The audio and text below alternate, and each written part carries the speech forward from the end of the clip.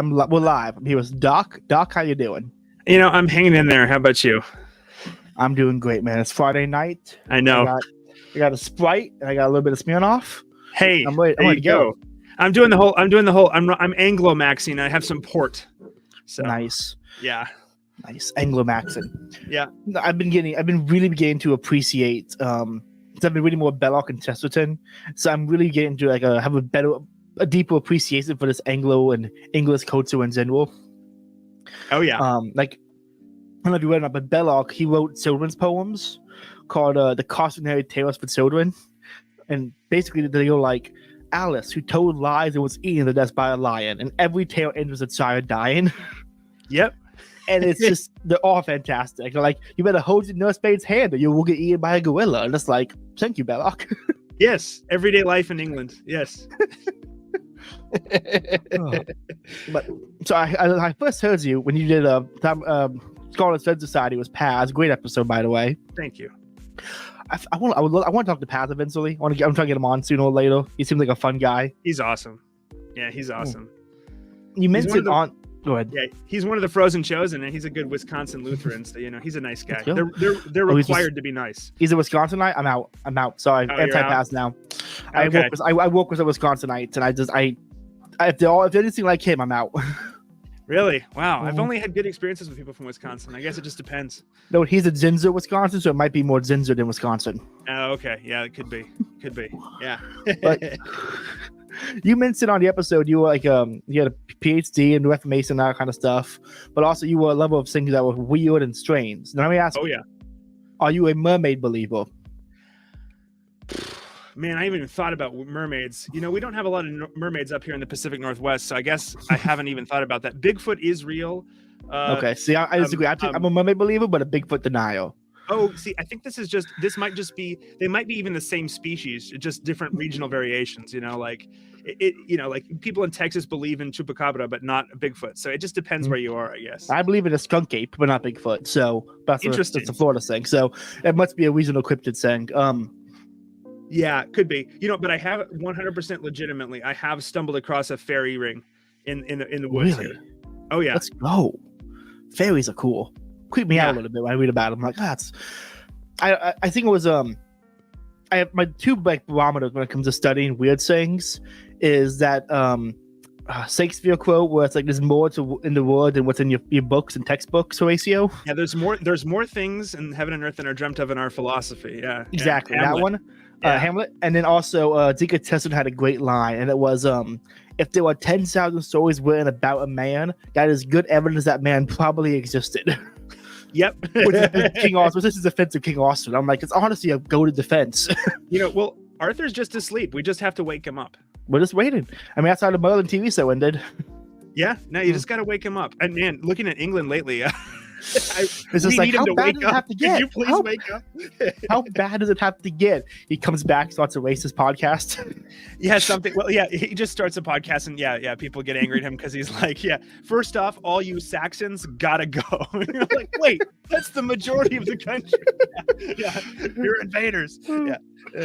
Have you read any of Lewis's space trilogy? I have tried. I love Lewis. I've done a bunch of his nonfiction. I've done all of Narnia. I cannot get into the space trilogy. No matter how I think I just need to do it on audiobook because I try to read it and I'm like, I don't know if that's an English word or a sci-fi word because I don't know the language. This is a lot of old English in there. I know what you mean. And he was also, Lewis was attempting to kind of do the Tolkien thing, and he was making up words in new languages and stuff too. So yeah, it's all very out there. But let's just say, I don't want to spoil too much, but Merlin is kind of a thing in the stories, and there's kind of a hilarious scene. So I'll just leave it at that. I would recommend you read them. So yeah. No, I think about this. The 90s did I don't know what you'd call it genre, but like X-Files and Stargate, where they took things that were like Bigfoot or aliens or Merlin. They're like, no, here's an actual cool story involving that. Like the way Stargate handled Merlin and Saw is awesome. you know, and the way Yeah. X-Files handles things is also just awesome. Like, where is the whimsy in our sci-fis, you know? It's gone. One of the things that I love about, I mean, I love both those shows wholeheartedly. One of the things I love is that you probably noticed this is that they shot both those shows in Vancouver, BC, and so they're like the alien planet of wherever, and I'm like, that's just like looks like my backyard. They're like, we're gonna go to another alien planet. I'm like, that's also somewhere in the woods, like looks like my backyard. So It is. growing up, you're like, wow, all alien planets look like my backyard. I must live on a cool planet. Yeah, as a kid, That you're is like, cool. this is great. Turns out they're just shooting it in some Vancouver backlot. Yeah. I love like seeing a movie and recognizing like, oh hey, I know what, like one of the Punisher films was filmed in Tampa. You know, so driving through Tampa, I'm like, hey, that's where that was filmed, and that's where that was filmed. And one of the new Disney films about some elephant like circus film was filmed like in like the town over for me in the Golden Gate Center, and I'm like, oh wow, I recognize that sign. I've been in that building. Yeah, you know, it's just a cool thing to experience to see. Oh yeah.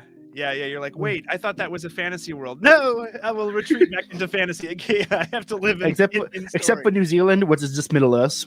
It is just Middle Earth. Yeah. Why they've decided not to rename themselves and just fully like, what is New Zealand doing besides tourism for Lord of the Rings? Well, like I saw a video or a picture the other day. I have not been. I'd love to go. People from New Zealand are, despite their horrific government, they're actually great people. I'd love to go. There was an image I saw the other day from the Wellington airport in New Zealand, and they literally have like, it almost looked like to scale like prop of like Gandalf flying on one of the on Gwahir the eagle, like over like inside the airport. I'm like, wow, this is that's awesome. That's awesome. That's so cool. It is cool. But yeah. Cryptids, you know, I don't know. Like again, I anything is possible, right? Like maybe, is it a skunk ape? Skunk ape. That's the Bigfoot of northern Florida. Okay. Yeah. What does he do? Just haunts people and wanders the swamps. Okay. That's about it. So like anybody who lives in the swamps in Florida. Pretty much. There are some weird people who live in these swamps out here, man. That's what I love about Florida so much, is that it's there's so many different hubs that are so wildly different. Central Florida, Polk County rednecks are not the same as the rednecks north of Miami. You know? I can imagine. Yeah. Or you go to Tallahassee, like even the cities are different. Tampa and Orlando are two different cities, very different in cultures and everything. That's a big state. Yeah, and there's so many very little hubs of culture. You got like 5 different sets of cultures, and even when you get into like Polk County or something, Bartow is where the courthouse is. You know, it's a lot more. How do I put this? How do I say this without getting in trouble on YouTube? You don't leave town on Tuesday. That's when the day let people out. Like that's like you don't wait for the bus on Tuesdays, kind of saying, you know? Yeah. There's some parts up here that there's some places up here that have a similar kind of reputation. I had to go to courthouse for my passport recently. Yeah. And the trash cans outside were full of nothing but Newports and Menthol cigarettes. And I'm like, this is so painfully obvious that it feels racist to see it, you know? Yeah. You're like, they should have cleaned this out by now. Yeah. No, but I feel you on like the different regional, like massive, like, every state is a microcosm, right? Like there's tons of stuff, and it's just, America's so, I think we were chatting earlier, America's so incredibly huge. Like we're several nations, man. Like, yes, absolutely. That's what I get so mad when I see Europeans say Americans aren't worth travel. It's like, I went to North Carolina. That's a very different saying in Florida. Oh, yeah. I went to Chicago. Like my first day in Chicago, I saw a black guy had stolen a white guy's seat. So the white guy pushed him out of the seat, grabbed the seat, threw it in the traffic, and called the black guy the N-word. That's a very different environment. You know? Chicago. Yeah. Chicago. It's Chicago. It's something else. It's something else. Yeah, they had a 3-story Italian restaurant where the bottom floor was like, you know, pizza and gelato and all that stuff. Second floor was a winery, and the third floor was a fresh produce area. Like it was awesome. It was. I went in there, got everything you need to cook a great Italian meal, get some gelato, flow with the Italian chicks. It was great. Yeah, no, that's awesome.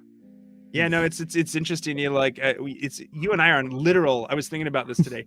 I mean, like you and I are like literal opposite ends of the about as far as you can go in the contiguous U.S. Actually, like Yeah, yeah, it's interesting. We are Oh, as yeah. similar as we are different, right? Like absolutely. yeah. Alas. Actually, people want to. How do I put this? This is going to be an interesting topic to bridge. There is obviously, when it comes to America and Christianity, there are arguments about whether it's a failed experiment or a successful experiment, whether it comes to the mixing of all the different denominations and the spreading of Protestantism and the Catholics coming over and Catholics being here in St. Augustine and the different religious hubs and kind of thing. Yeah. I argue that it is a good it's how do I put this? It forced us to get along. Yes, And definitely. I think that's actually a good step towards the ecumenicism of everyone kind of getting along. I agree. I called yesterday. I called for a truce between Orthodox Catholics and Protestants to deal with the Hindu and Muslim problem. When Christianity is the world religion, then we can hash out the differences. Yes. You know. Yeah. But Yeah. there's also yeah, it's interesting. Sorry, it's interesting just because like that was such a that was I was very happy to see that you tweet that, because it seems like what most of Christian Twitter does is just absolutely threaten each other with new holy wars, and I'm like, you guys, like, whether or not any of these theological debates warrant violence, there's a bigger problem going on right now. And if we don't start sticking together, we might not be around for as long as you think. Exactly. So, but also on the flip side, the American experiment has, I think, led to. I don't want to blame C.S. Lewis for this, but I'm going to. I'm not even going to blame C.S. Lewis. I'm going to blame the unintended effects he had with Mere Christianity, because Mere Christianity was a radio show, right? Yeah. It was not originally a book. When it became a book and people read the book as it was its own saying and not taking into context what it was, who was aimed at, Yeah. We ended up getting, in my opinion, the Mere Christianity non-denominational types. Yeah. I got into a conference with a guy, my friend got confirmed that he brought his roommate. He's a non-denominational Christian. We started talking. He goes, I think as long as you believe the key tenets, like Jesus Christ is God and he rose from the dead, and that we're supposed to pray and go to church on Sunday, you're fine. And I'm like, that is an insane take to me. Well, because there are so many differences. Like, yes, you are fine per se, but to use that as an excuse to not want to engage and call all theology about other things that's not important or fake was what was weird to me. It's kind of like, no, I think veneration of saints or Mary or icons are actually important things that should be discussed and have actual impacts. But so then the flip side, why it forces all to get along, it also, I think, brought about this. Well, the differences don't really matter, as long as you have the relationship with Christ, you're fine. It's like, to an extent, yes, but also these differences do have major cultural impacts that should be hashed out and figured out.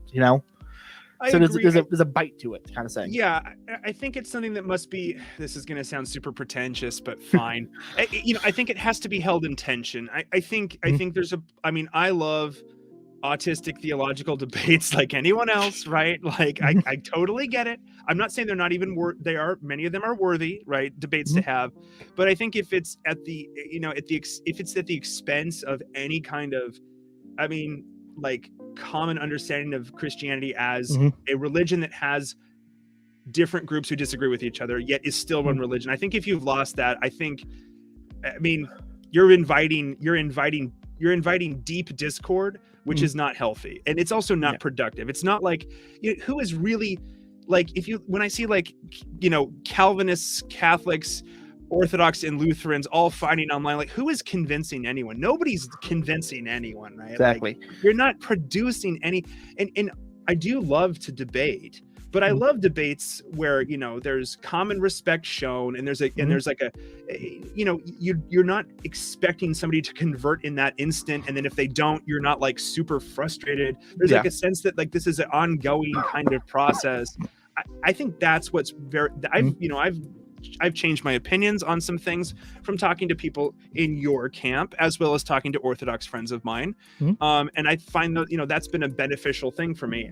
At the same time, if I talk to, like, a Catholic for an hour and they're not completely convinced on my take on Rome, I'm not like, oh my gosh, I can't believe I didn't convince you. I'm like, well, no, that makes sense because you're Catholic and you're going to disagree. And then we just like drink some beers and then it's okay, right? Exactly. I feel like these discussions should be like, like how this is an example. When one of the Crusades was happening, I can't remember what's one, but they were like Orthodox and Catholics. They were a united front, but I'm sure there was priests on both ends who were having debates at night, and that's kind of how I think we should be viewing it. Like, we need to be united as a whole and having these debates and conversations in a cordial manner, knowing, hey, there are Muslims taking over England right now. Well, I'm going to say, the only reason to focus on. The only reason we can have these debates is because Christianity is a major religion, right? Like, and we have enough stability as a major religion to have these debates. And so in some ways they're important debates to have, but they're almost kind of a luxury that you can have them, right? And I think that luxury might be wearing just a little thin. And I think like to reference your tweet again, we might need to be, I've been pushing that for a bit of like, hey, it's great to be able to have these debates, but if you want to keep being able to have them, maybe you need to recognize that, like, the faith is propagated forward in time and in space, right? Like, exactly. And that's really key. And I think it's easy to get bogged down in small things and forget that. So, and to that end, I want to announce real quick, Monday night on this podcast, martyred Pastor Jim from Twitter and I will be doing a stream where I watched my first Billy Graham sermon and he watches his first Bishop Fulton Sheen sermon. I was hoping it was going to be Sheen. I'm like, is it going to be Sheen? It's going to be Sheen. And so we're going to have a lot of fun. I got series like him in the work truck, and so I found Billy Graham station. So I've been, not a full sermon, but here 5 minutes there, 5 minutes there kind of saying. Yeah, he's great. And my friend, I don't think my friend Jim has ever seen any Bishop Fulton Sheen. So Sheen is he's so good. He's so good. The thing is, even the things that Sheen says that I objectively like disagree with, I can't help but love that he clearly believes this and cares about this enough. And like, I can respect that, right? Like, respect. I'd rather have somebody genuinely say something that I disagree with as opposed to these like half-assed attempts at like, we all need to come together. So yeah. Yeah, that's another thing. Like, half-assed ecumenicalism is just cringe, Yeah. Like, my friend, I have a friend in town, right? Very Protestant. I'm obviously Catholic. And we will have discussions and debates, but we'll also end it with like, so Holy War tomorrow? Yeah, Holy War tomorrow. Great, I'll see you tomorrow kind of thing, right? Like, we're just very like, yeah, we disagree. Okay, do I kill you now? Do you kill me now? Okay, we'll figure that out later. Let's just keep hanging out now. Go back to Mongolian Grill or something. Yeah, no. Like, that's the vibe we should be pursuing.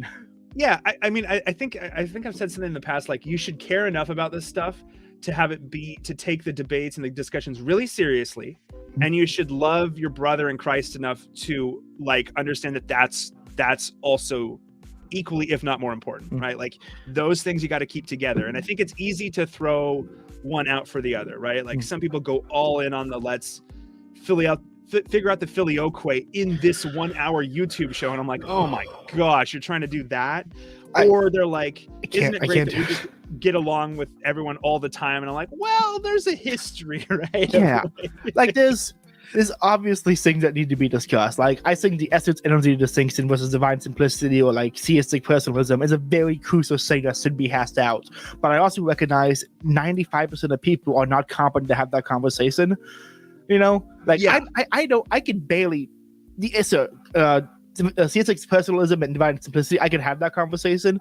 You bring essence energy into it, I'm like, I kind of get it, but I don't get it enough in a way where you can't say, well, no, actually, every 5 minutes, Yeah. So like, there's I think humility is also needed to recognize, hey, you are not the fourth person of the Trinity. You can't just force things to happen. Exactly. Well said. That was a Scott Hahn line when he's talking about trying to convince his wife to follow him to the Rome. He was like, you realize you're the fourth person of the Trinity. You can't just, will her to convert. It doesn't work that way, right? Like the spirit moves how the spirit will move, and you're hopefully you hope and pray you play a role in that, but it's not really, you're there to be participatory in that, right? Like, exactly. But it's not up to you. Yeah. No, no one has ever converted anybody. It is the graces of God that has caused any conversion from atheism to Christianity or any denomination thing. It's always, we are just there to participate and help along the way. It's always the grace of God that is actually moving. Yeah. And I think that's a very important people recognize that. One, that's also it's like relaxing, because I know that if I mess up, it's not all on me. I messed up, but also the pressure isn't all on me here. Right. Yeah. So it's a great thing about that.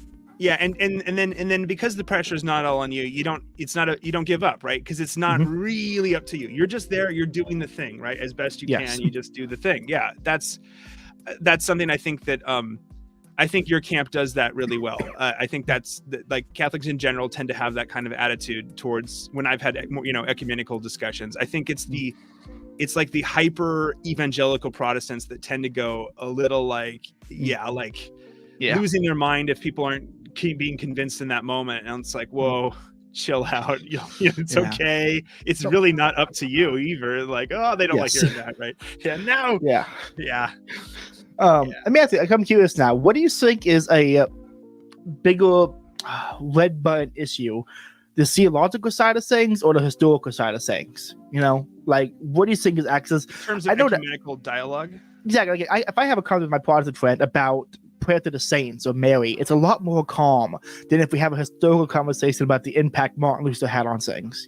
That's a lot more heated conversation, it feels like. Yeah, I think that's insightful point. I think that because the theology is important, but it's all very conceptual, right? Like it's concepts, and it's understanding how like the ideas surrounding God and how various elements of our religion have developed over time, but it's really kind of like it's a little bit out in the clouds, right? I think the historical side produces those virulent disagreements because there's a lot of beef. There's just a lot of beef, and the beef has not been squashed. It's for me as somebody who studies the Reformation, right? Like, it's interesting how obviously the 30 Years' War was horrible. A lot of people on both sides died. It really didn't help anything, and you could make an argument that it weakened Europe and allowed the Ottomans to get stronger, which I think you could probably make that argument. Thank God for the ringed hussars. Am I right? Yeah. Thank God for them. Well, every Sunday I bring croissants to church, and it's because I like croissants. But do you know the legend of the croissant? I do not. Okay, so this is a legend. This is I don't know if this is like officially true, but I believe it to be true. So this is the legend concerning croissants: is that the bakers of Vienna, Austria, so winged hussars, anyone, siege of Vienna, when the might of the Ottomans was finally dashed by based Polish hussars, riding in against cannon fire and all the crazy stuff they did. Awesome. Just one of my favorite parts of European history. That's a great moment in history. Yeah. The bakers of Vienna were like, oh, those Ottoman flags have moons on them, and we're going to make this like croissant like a moon shape, and then we're going to eat it. So that's the legend. And so croissants are just tasty, but I like, I bring croissants because they remind us of like history, historical victories of the church. Yes. And that's a good thing. That's honestly, like, historical victories of the church is why I love some of the church spells. Because one, I realized studying the Crusades and stuff, and there's a book by Wayman Ibrahim called Sword of Scimitar. It's a history of wars between West and East. I need to read that one. It's on my so list. good, dude. That one and his book Defenders of the West, focusing on, I think it's like the heroes of the West who fought against the Muslim invasions. Yeah, fantastic. Like, this both fantastic books. I think it was either Scanderbeg or John Hunati who won such a great victory, and the Pope was kind of like, okay, at 12 o'clock now, the bells are going to ring in honor of this forever now. So every time you hear a church bell at 12, it's honoring the victory of one of those two guys. I can't remember which one it was. And then realizing how much Muslims hated the church bells and would destroy church bells whenever they could. I hear that now, I'm like, yeah, they're still ringing. Well, you know what? Do you know what the Greek church did with the whole bell? No. The banning of bells. They actually, I forget the name in Greek. I should look it up. Crap, I got to look it up.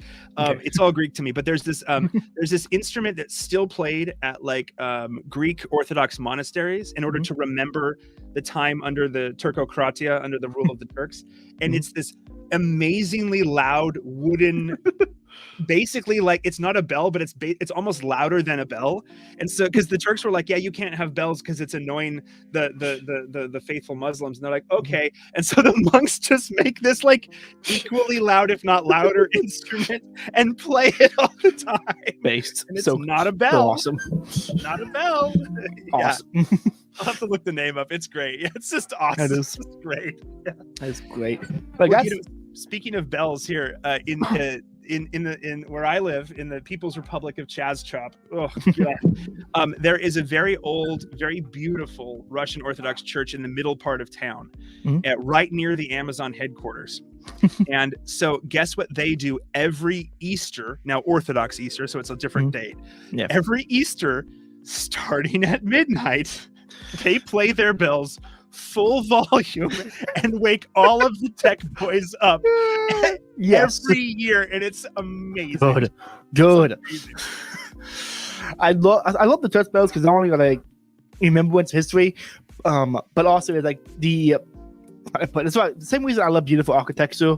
That's like objectively it's very Catholic, is that it's a physical reminder of the church's presence. It's the same reason I love the bells. That if I'm out of town, I hear, if I'm downtown and I hear my bells from my parents down the road, I'm like, yep, church is over there. God is still here. We're all gonna be okay. Yeah, it's that reminder is just great. Yeah, you need. Yeah, and I think that's all. It's cool that you live in a part of the country where they still do that. Actually, the city of Seattle, so that Russian Orthodox church that does that, they have to pay a fine every year, but they just budget the fine into their tithe. Oh, that's so cool. They're like, just budget for it, and their parishioners just donate extra so that they can play the bells. That is so awesome. Oh yes. Yeah, it's just so wonderful. I love it so much. Yeah, that's fantastic. Yeah. So we've talked about that. Let's move into cyberpunk now, because I want to have a little bit of cyberpunk conversation. Yeah. You're a big cyberpunk fan. I'm a big cyberpunk fan. Yeah. We talked about this earlier, but like, what's great about cyberpunk is that the slang and the terms they use, that's not that are so applicable today and easy to use and fun, but all the concepts of like corporations and things being insanely expensive, and say the host and so in situation there, or jobs or wage slaves. We all have that now. It's just not. We don't. It's weird to say this. We don't have the glamour of cyberpunk. We live cyberpunk without the glamour. We don't have robotic limbs yet. Yep, not yet. So it's like we get all the negatives with none of the cool things like flying cars and ninja stars coming out of our wrist. It's like, why can't I get the cool stuff to go with this? Yeah, well, I would love ninja stars that come out of my wrists. I don't know what I would use them for, but it would still be fun. You'd find something to use it for. This being born in the office, it would hands off the table.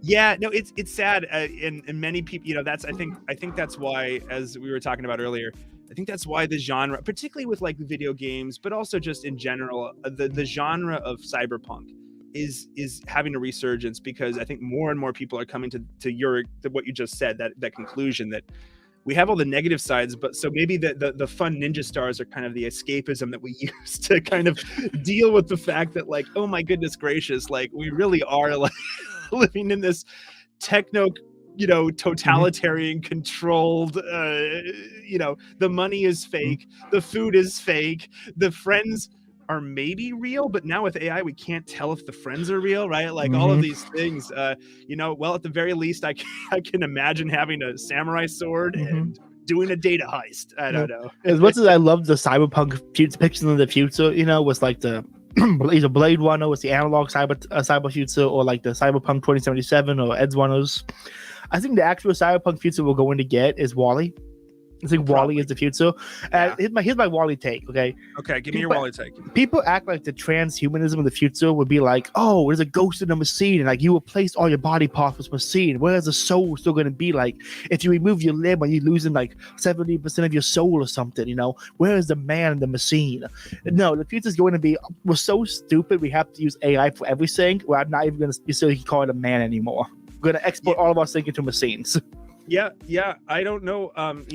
This will connect, I promise. But to flip it just temporarily to another sci-fi universe, are you a fan? Are you a Dune fan at all?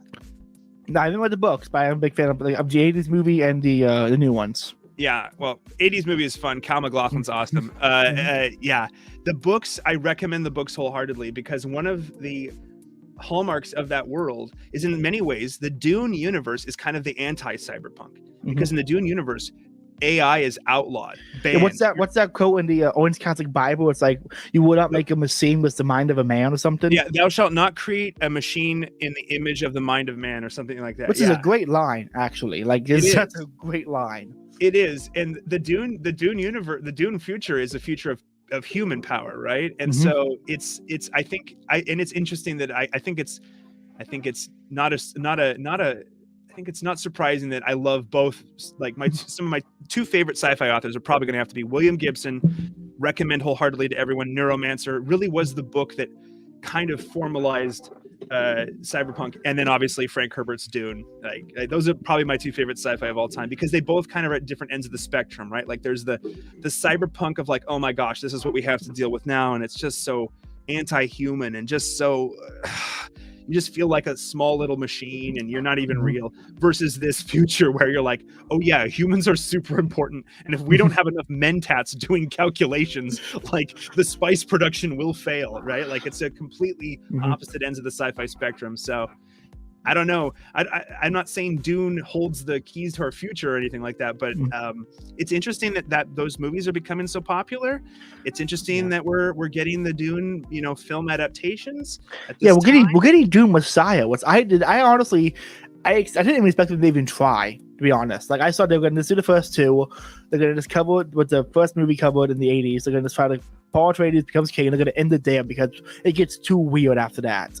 But they're going to actually try to do Messiah and go forward. I'm here for it. I am too, because I don't want to. I don't want to spoil things for people. But let's just say, Paul Atreides is not a hero, and in Dune Messiah, you start to really realize that. And it's the necessary kind of end to that character arc, and a lot of people just finish after the first book, and that's fine. It's a great book, but Dune Messiah, you're like, wait. What was I was talking to a friend of mine about Dune and the Golden Pass and all that stuff that Paul's the kid ones, and it was like first book, like heroes should come with warning labels because charismatic leaders can cause lots of problems too. Like maybe we do need Space Hitler to save the world. Maybe we do need a Space Hitler to fix everything. Yeah, I think that, like, again, I'm a huge fan of Frank Herbert. He's actually from my neck of the woods. He's from Tacoma, Washington. So yeah, represent the Pacific Northwest.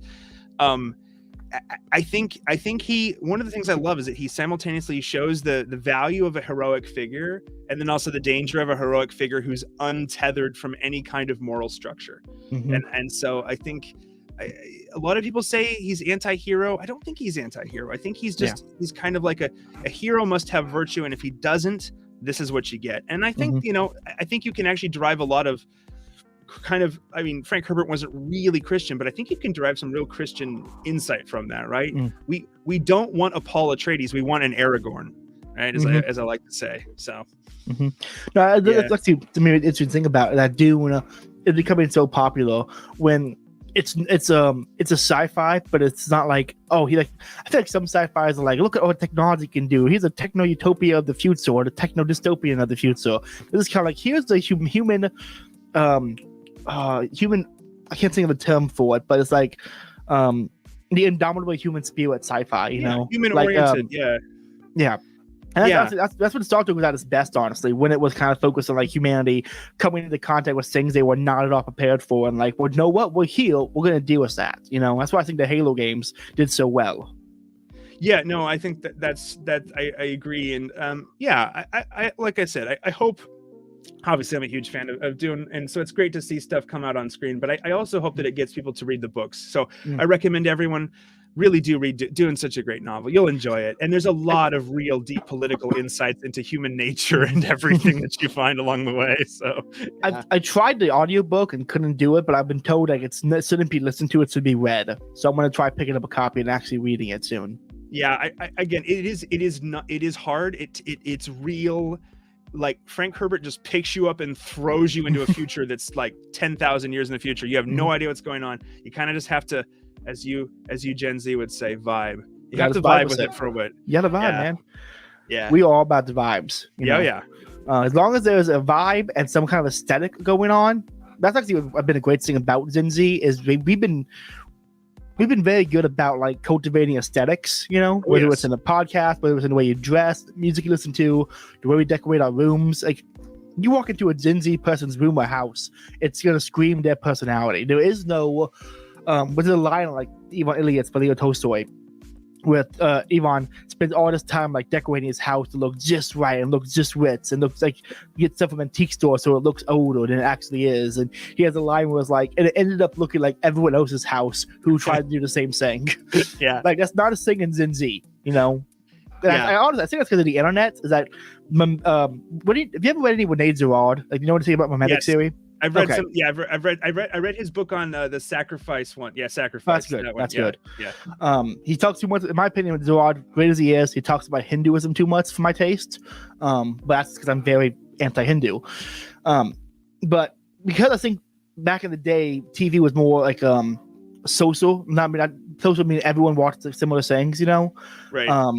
There was much more unified culture in memetics, you know, where it's like, okay, we're all going to centralize around this guy. Because of the internet and TikTok and the millions of options, everyone's memetic desire is a little bit different.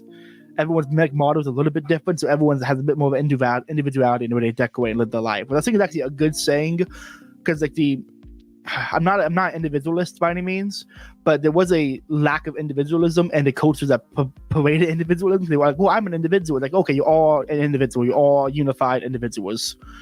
That's kind of weird.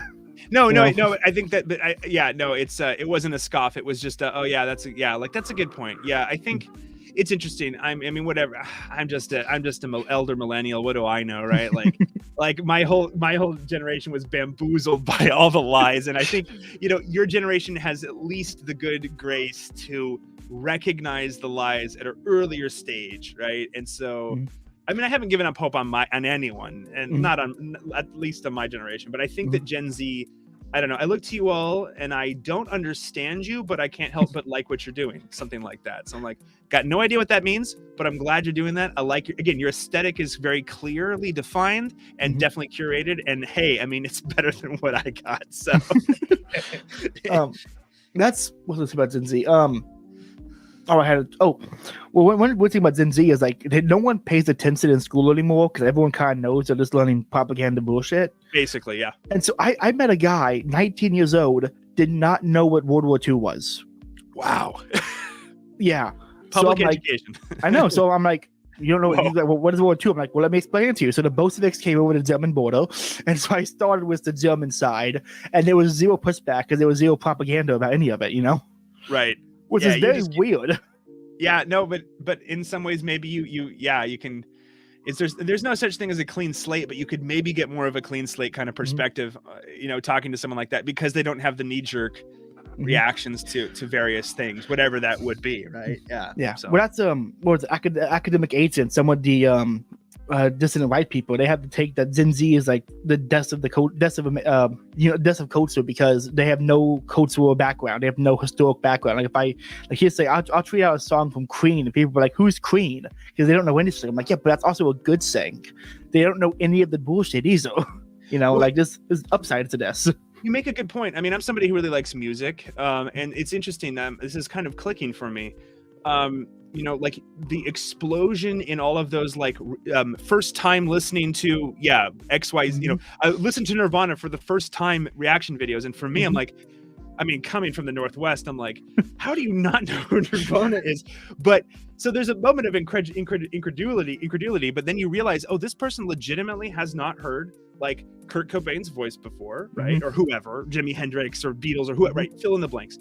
And their reaction is genuine and fresh and new, and you're like, wow, yeah, that reminds me of when I first heard that song. And I think that in some ways, it's interesting because Gen Z in some ways has a reputation of being somewhat jaded, but I think you guys are in some ways far less jaded because you have this openness to past, present, whatever, and you don't have, like you said, there's not this background, which maybe is kind of rough in some ways, but you also kind of approach things in a new way because you don't have people forcing it down your throat of this is what is good and this is what is bad. So there's a lot I put this when you first hear some Gen Z people talk, you're like, oh, that's very cynical. But you think for a minute, like, that's not cynical. They just want raised with the same level of trust in the institutions everyone before them had. Right. And so they're much more just kind of realist on the ground reacting than they are having some preconceived notion of like, well, it's supposed to be this way and it's not, and I'm cynical about it. No, they kind of just see it for what it is. Because the propaganda just didn't work. Because the media they consume became so varied so quickly. We went from what was it? We went from having like, oh cool, it's already bit my finger on YouTube to how many TikToks? Billions. Yeah, something like that. And every algorithm is catered to each individual, so it's almost impossible to get propaganda besides giant creepy meta narratives that people don't really pay attention to. No, that's a very good point. Yeah. And if you could debunk the meta narrative, boom, you're in. You can have any conversation you want. Right. Yeah. So I think we're just now seeing it kind of coming to fruition, but I think there should be a focus on interacting more with Gen Z. Like I make TikTok edits of saints and historical events on TikTok. Oh wow! And it's not, they're not very popular, but they get a couple hundred views, sometimes 1,000 views. And I introduced people to Saints of the Valk the other day. They had no idea who he really was besides like, oh, there's that song from that one guy. Like now I know how Joan of Arc felt. Yeah, actually, like he went to Joan of Arc story. Like her last words were like, "Raise the cross higher so I can see my Lord one more time." Yeah. That's like a song. That's a song by the Smiths. Smiths. I know I'm older. That's Morrissey and the Smiths. Yeah, but it's a great song. But also cool that you're using that song to introduce people to Joan of Arc. That's awesome. Mm-hmm. Yeah. So there's like if you go, I don't know if you're on TikTok or not at all, but like there are some. I don't get it. I'm like, whoa, what is that? It's weird, but if you find a niche group, I mean, there are alien propaganda videos with Hitler on them. Wow. Like it's just like, wait, what is happening? You will see like cats and guys with just comment Muslim videos, like pictures of food during Ramadan, just to taunt them. And it's like, what is happening? There's like zero respect anymore. I love it. Yeah, it's so insane. There's like an unhinged level of like, no, obviously we disagree about things. Why should I get along with you? And it's kind of, I guess I kind of get that, but also it's very weird. Like there's no tempering of anything on TikTok, Yeah, because it's all like shortcuts, so you got to be as punchy as possible, right? Mm-hmm. Like there's never any nuance. And there's no adult. There are no adults in the room on TikTok. Even the older people on TikTok are not adults because they're on TikTok. Right, exactly. And so there's no adults in the room to like be in shock or have that negative social interaction where you kind of just go, nope, I get to say what I want now, and if I don't like you, I'm going to call you a faggot or something. And it's like, okay, I guess this is an upside. I guess we're bringing back bullying in a sense. Cool. I don't know. Gen Z is just a wild varied of culture, and it's interesting to talk about. I'm looking forward to when I'm in my 80s reading some sociology book on the Gen Z phenomenon because it's going to be interesting. Yeah, no, it's you never know what you're going to get with Gen Z, but that's a good thing because like when I see fellow millennials, I'm like, here we go.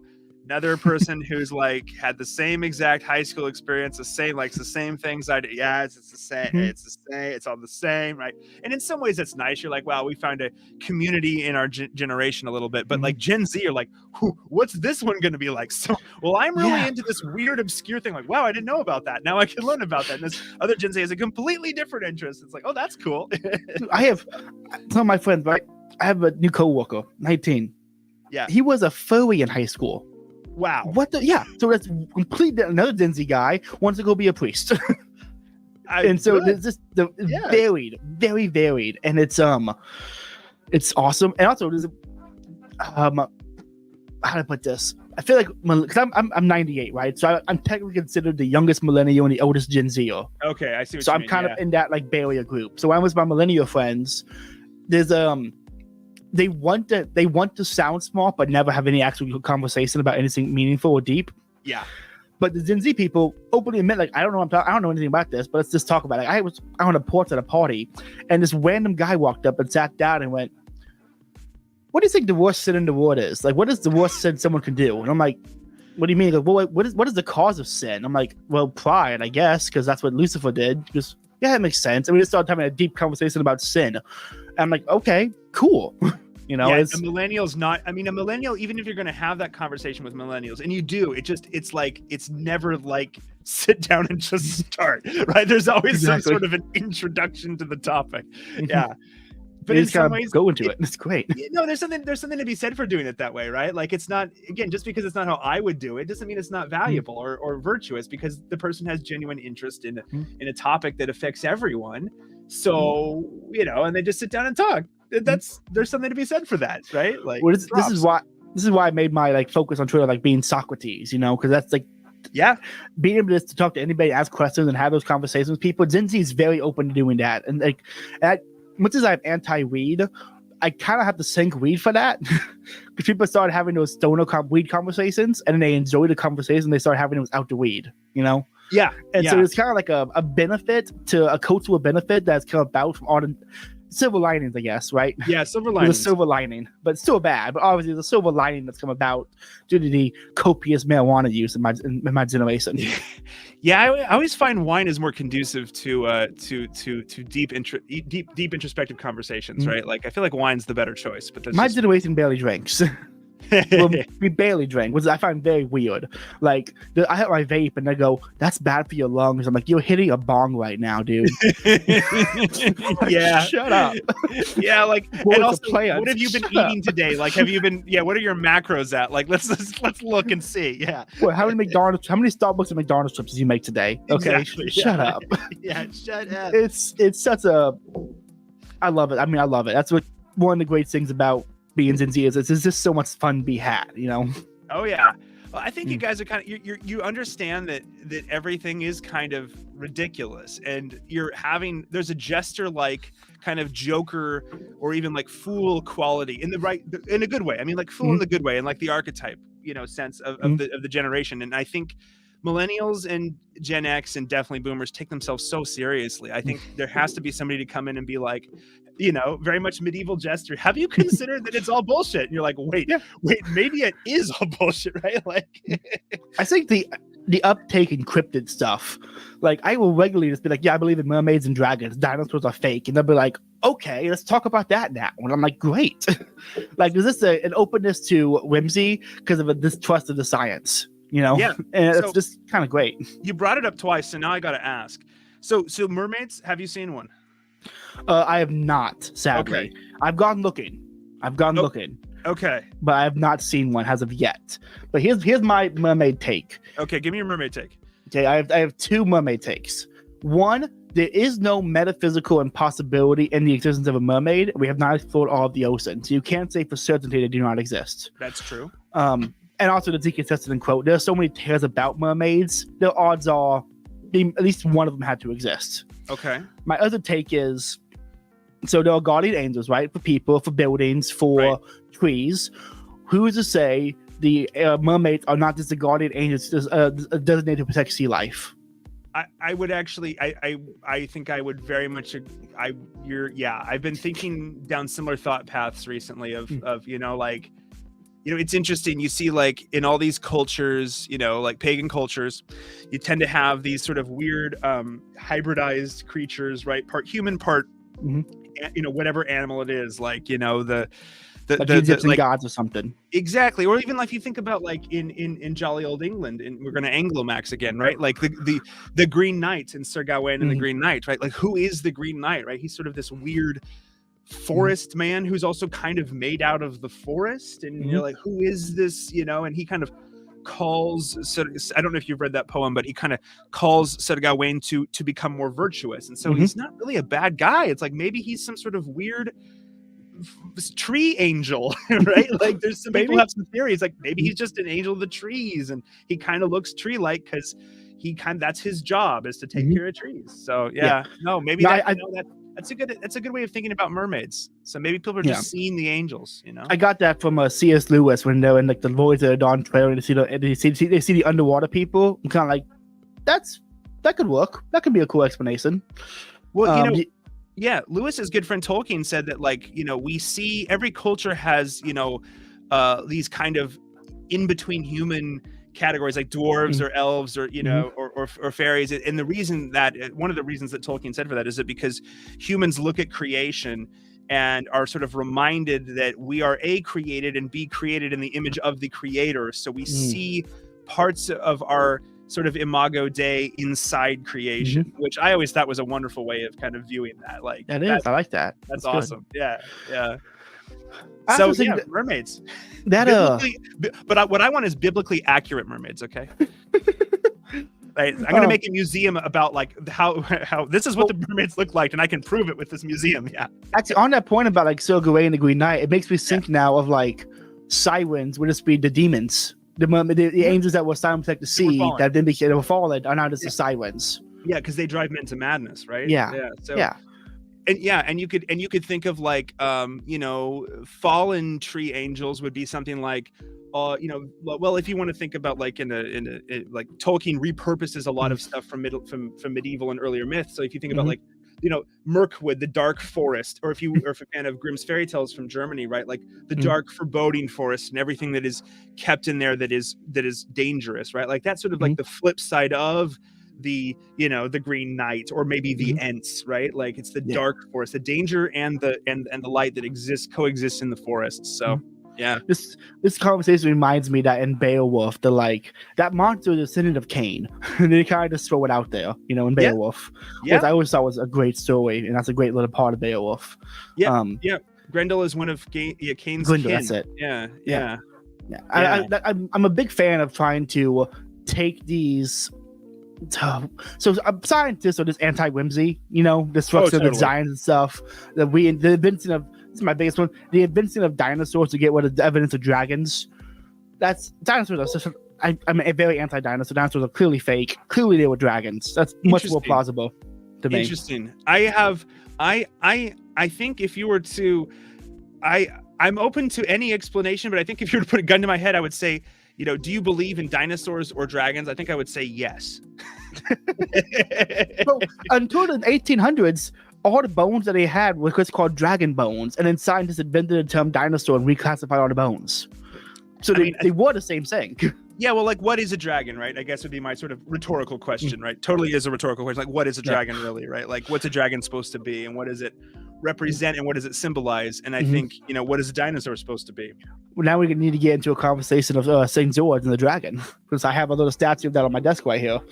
Yeah. But there's a lot to be said. I think there's a chapter Zeke Chesterton had in his short history of England, where it goes from like the fall of Rome, where we had writing and we had all this great technology and ways to run a civilization, to there's elves and gnomes and fairies in the woods again. Like, why was there a boost in whimsy at the fall of Rome?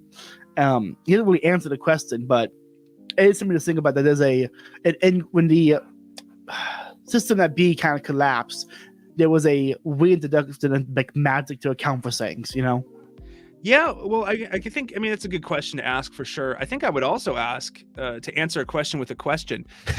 Did the Romans ever stop believing in the little people, right? Like, or were they just not writing about them so much? And that's sort of that's a question I would ask, right? Like, that's a good question to ask. I feel like, yeah, because you probably got this from the episode I did with Pause. Like the enchantment is always there, and it's really re-enchantment, which I do think we're in the process of, and I think I want more of, obviously, and I think you would agree. Re-enchantment is not about like you going out and like, am going to go make the world more enchanted. No. It's about recognizing that it always was enchanted. Like, disenchantment is a helpful sociological term that we use to talk about what happened in the modern era, but really there is no true thing, right?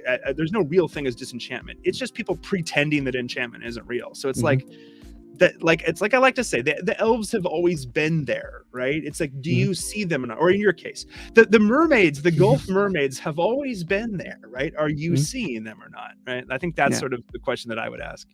So no, that's a good way to put it. That's so I walk outside in the woods most of the day, either on mine sites or on woods that haven't been turned to mine sites yet. Okay.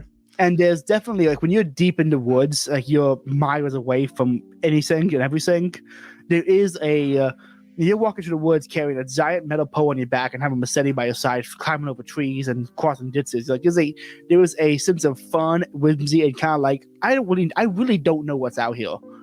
You kind of like, I assume that's a hog, but I didn't see it, and I really don't know what is out here. And it's kind of a acceptance of that. Like, yeah, I really don't know. I might never know, but cool, Yeah, no, I'm not out in the wilds of Florida, but I have done I've done some backpacking through the mountains of Washington State, where again there's like hardly anybody or relatively few people, and you get enough miles away from the trailhead or wherever, and it gets quiet, and you just start listening to the wind go through the trees, and you're like, man, anything could be out here, right? Yes. Yes. It really could. Anything could be out here.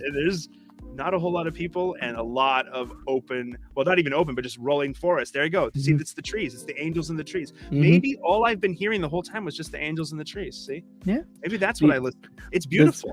The wind is just the voice of angels singing praises to God. Well, I hope it's the angels, right? I hope it's not I hope it's not the other ones, right? Like you hope it's the angels singing, right? Yeah, usually it is. Walking around saying the St. Michael sample just in case. Just in case. Yeah.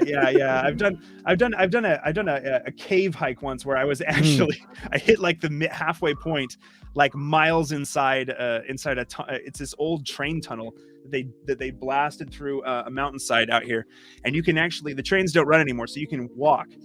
It's like 2 miles of darkness, and it's a bit like Khazad-dûm, right? Like in Lord of the Rings, and it's like you hit the halfway point, and you can no longer see the light on either end of the tunnel, and you're like, I better start praying right now, because it's something deep of like, you are in the middle of a mountain and you are a small little mortal, and there are just bigger things out there in the world than what than what you can fathom. So yeah, I know that feeling. Yeah. I don't know if it's from Florida, but you could not pay me to go underground and get in a cave. Oh really? Like there's no underground here. Like if there's a basement, I'll go in a basement. If there's like a tunnel, I kind of goes in, I'll go in a tunnel. But like you could not pay me to go into a cave. Forget that. So cool. Oh really? Okay, maybe I'm just part dwarf. Maybe I'm just part dwarf. I mean, it'd be Arkenstone.